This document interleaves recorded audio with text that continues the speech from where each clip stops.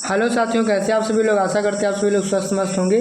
तो आइए स्टार्ट करते हैं बीपीएससी टीआरई 4.0 साइंस की क्लास यहाँ पर स्टार्ट करते हैं। तो ध्यान रखेंगे कि जो लोग बीपीएससी की तैयारी कर रहे हैं टीआरई 4.0 की, उनके लिए साइंस की लगातार हम क्लासेस दे रहे हैं, जिसका ये 11 पार्ट है। इसी प्रकार से अगर आप ध्यान देंगे तो आज अगर आप रेलवे एनटीपीसी या ग्रुप डी कोई भी तैयारी कर रहे हैं, साथ में सीटेट टेट, तो उसमें भी आपको ये वीडियो काफ़ी हेल्पफुल रहने वाला है। तो चलिए देर ना करते हुए, खास कर ये बीपीएससी 4.0 के लिए वीडियो है। तो स्टार्ट करते हैं। पहला प्रश्न है यहाँ पर, किसे ट्रैफिक पुलिसमैन के नाम से जाना जाता है? Who is known as traffic policeman? TPM, traffic policeman किसे जाना जाता है? तो ये होता है एपिग्लॉटिस। इसको घाटी ढक्कन भी कह सकते हो, घाटी ढक्कन के नाम से भी जाना जाता है। ये क्या होता है, देखिए ये नाक से भी सांस लेते हैं ये मुंह, और यहाँ से भोजन जो जाता है मुंह से, तो यहाँ पर एक लगा होता है, आगे वही खाना चला जाता है और पीछे लगा होता है एक ढक्कन, और इसमें जाती है सांस यानी फेफड़ों में। तो ये जो ढक्कन होता है ये इसको ढक लेता है, तो इसी को हम लोग कहते हैं एपिग्लॉटिस, कि भोजन कहीं फेफड़ों में ना चला जाए। अगला प्रश्न है 22, मतलब दूसरा, भोजन ग्रसनी के किस भाग से होता हुआ आमाशय जाता है? तो देखिए ये हो गया अपना मुंह, ये मतलब नाक हो गया, ये मुंह हो गया, और यहाँ पर ये क्या है, ग्रसनी है, और ग्रसनी से ये पेट हो गया, आमाशय हो गया। आमाशय में जो है, आमाशय में भोजन आता है, लेकिन किसके माध्यम से आता है? तो एक ये होती है ग्रास नली, जिसको बोलते हो, क्या बोलते हो, ग्रास नली, यानी जिसको फूड पाइप अंग्रेजी में बोलते हो। तो उसमें से जो है होकर भोजन आता है, तब हमारे आमाशय में पहुंच जाता है। उसके बाद छोटी आंत में जाता है, फिर बड़ी आंत में फिर निकल जाता है बाहर।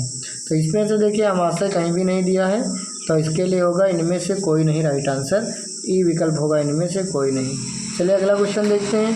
पाचन तंत्र श्वसन तंत्र का कॉमन भाग होता है, मतलब पाचन तंत्र और श्वसन तंत्र का कॉमन भाग कौन सा होता है? तो देखिए ये जो ग्रसनी होती है, जैसे कि यहाँ पर सांस लेते हैं, नाक हो गई, ये मुंह हो गया, तो ये यहाँ से जब सांस तो एक ही में आती है, तो इसको हम लोग क्या बोलते हैं, ग्रसनी। तो यहाँ पर इसका राइट आंसर हो जाएगा ग्रसनी। चलिए अगला प्रश्न देखते हैं। यहाँ पर आहार नाल के किस भाग में भोजन का किसी भी प्रकार का पाचन नहीं होता है? तो यहाँ पर देखते हैं, ना तो ग्रसनी से होकर जाता है भोजन, ना तो ग्रसनी में पाचन होता है और ना ही ग्रास नली में होता है। पाचन कहाँ होता है? आमाशय में पाचन होता है। आमाशय में 3-4 घंटे रहता है भोजन, उसके बाद छोटी आंत में जो पाचन होता है। तो यहाँ पर इनमें दोनों में नहीं होता है, तो दोनों में नहीं होता, तो राइट आंसर हो जाएगा दोनों में। 25 नंबर क्वेश्चन, कड़वे की जानकारी जीभ के किस भाग से होती है? तो देखिए ये हो गई अपनी जीभ, तो जीभ में सबसे पीछे होता है कड़वा, आगे होता है सबसे मीठा, सब पीछे होता है सबसे कड़वा, फिर यहाँ होता है साइड में खट्टा, और यहाँ पास में होता है नमकीन। अलग से बना देता हूँ, देखो ये जुबान है, यहाँ पे होता है मीठा, यहाँ होता है कड़वा, मीठा कड़वा, और यहाँ पे खट्टा, यहाँ पे नमकीन। ठीक, यहाँ खट्टा और यहाँ नमकीन, और बीच में कोई स्वाद कलिकाएँ नहीं होती, नो टेस्ट। तो यहाँ पर पश्च भाग में जो है हो जाएगा राइट आंसर। चलते अगला प्रश्न, स्टार्च यानी मंड को माल्टोज में परिवर्तित करने का कार्य कौन करता है? तो इसका राइट आंसर क्या हो जाएगा, टाइलिन जो होती है, टाइलिन का काम होता है स्टार्च को माल्टोज में परिवर्तित करना। लाइसोजाइम क्या करती है? भोजन में उपस्थित कीटाणुओं को मारती है। पेप्सिन प्रोटीन का पाचन करती है, और रेनिन दूध में उपस्थित प्रोटीन, केसिन प्रोटीन का पाचन करती है। अगला प्रश्न है, लार में कौन सा एंजाइम पाया जाता है? तो लार में टाइलिन और लाइसोजाइम दोनों एंजाइम पाए जाते हैं। पेप्सिन पेट में पाया जाता है, आमाशय में जठर रस स्रावित होता है वहाँ पर। लार का पीएच मान कितना होता है? लार का पीएच मान होता है 6.8, मतलब थोड़ा अम्लीय होता है, क्योंकि 7 हो जाएगा तो उदासीन हो जाएगा, और 7 से ज़्यादा तो क्षारीय, 7 से कम तो अम्लीय। अगला प्रश्न, मनुष्य की मुख गुहा में कितनी जोड़ी लार ग्रंथियाँ पाई जाती हैं? 3 जोड़ी लार ग्रंथियाँ पाई जाती हैं, यही टोटल 6 होती हैं।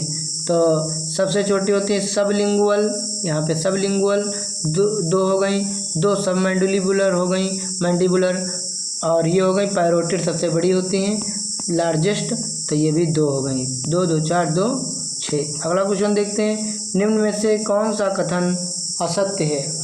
निम्नलिखित में से कौन सा कथन असत्य है? तो इसका राइट आंसर क्या होगा? स्थायी दांतों की संख्या 20 होती है। गलत, 20 नहीं होती, कितनी होती? 32, जब अनाज के दांत उगते हैं। अस्थायी दांतों की संख्या 20 होती, बिल्कुल सही।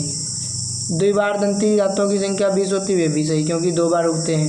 कुल रदनक की कितनी होती संख्या? 4, ये भी सही। देखो कौन कौन से दांत होते हैं? इंसीजर, कैनन, प्रीमोलर और मोलर।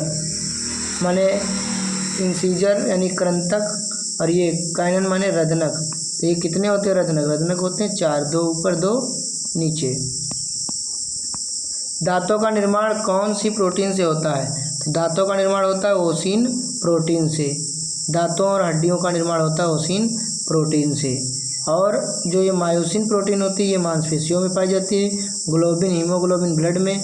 हिस्टोन ये डीएनए का पार्ट होता है।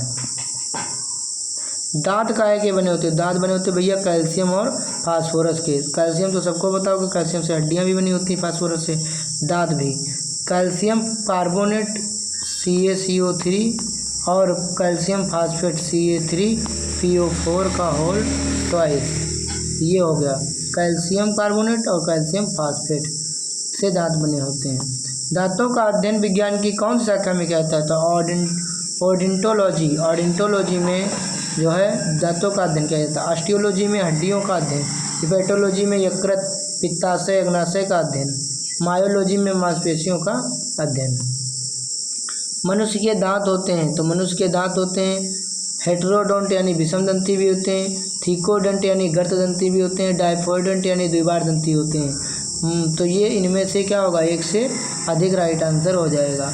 इनेमल दांतों के ऊपर की जो सबसे कठोरतम पदार्थ होता है, मानव शरीर का सबसे कठोरतम पदार्थ, तो वो जो होता है जो दांतों को चमक देता है और उस मजबूती प्रदान करता है, सफ़ेद भाग, वो होता है इनेमल। इनेमल बना होता है कैल्शियम फास्फेट का Ca3PO4 का होल ट्वाइस से।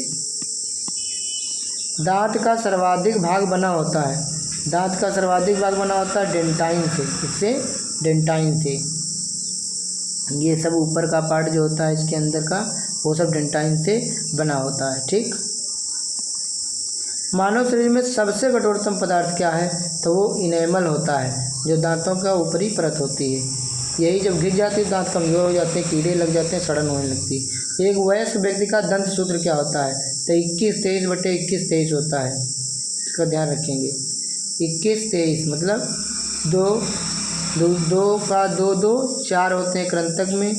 और ये देखो 21-23 लिख लीजिए, तो 2 दूनी 4 हो गए कृंतक के और 2 हो गए रदनक के और 2 2 4 1 मिनट 21-23 मतलब 2 ऊपर 2 नीचे, मतलब 2 दाएं 2 बाएं, 4 और 4 8 हो जाएंगे कृंतक के, 4 हो जाएंगे रजनक के, फिर 8 हो जाएंगे अग्र चौड़क के और 12 हो जाएंगे चौड़क के।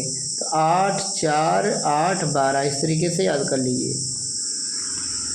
पानी में फ्लोराइड की मात्रा बढ़ने से दांतों में कौन सा रोग होता है? तब फ्लोरोसिस रोग हो जाता है। ग्लासाइटिस रोग होता है जीभ में सूजन की वजह से। लीवर सिरोसिस रोग लीवर में होता है। पायरिया प्रोटोजोआ के कमी, मतलब प्रोटोजोआ के कारण होता है। एंटमीबा जिंजेवेलिस की वजह से। HCl जो होता है, HCl माने हाइड्रोक्लोरिक अम्ल का स्रावण आहार नाल के किस भाग से होता है? तो HCl कहाँ? आमाशय की जठर ग्रंथियों के द्वारा होता है और उसमें जठर रस बनता है जठर कोशिकाओं के द्वारा। और HCl अम्ल को विशेष प्रकार की कोशिकाएं बनाती हैं जिनको ऑक्सिंटिक कोशिकाएं कहा जाता है।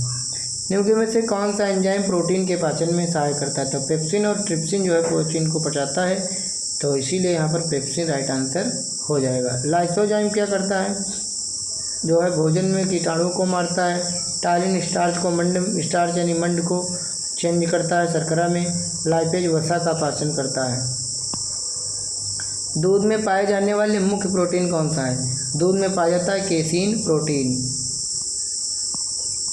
निम्न में से कौन सा एंजाइम आमाशय से स्रावित नहीं होता है? तो अग्नाशयी लाइपेज जो है अग्नाशय से स्रावित नहीं होता है, ध्यान रखेंगे।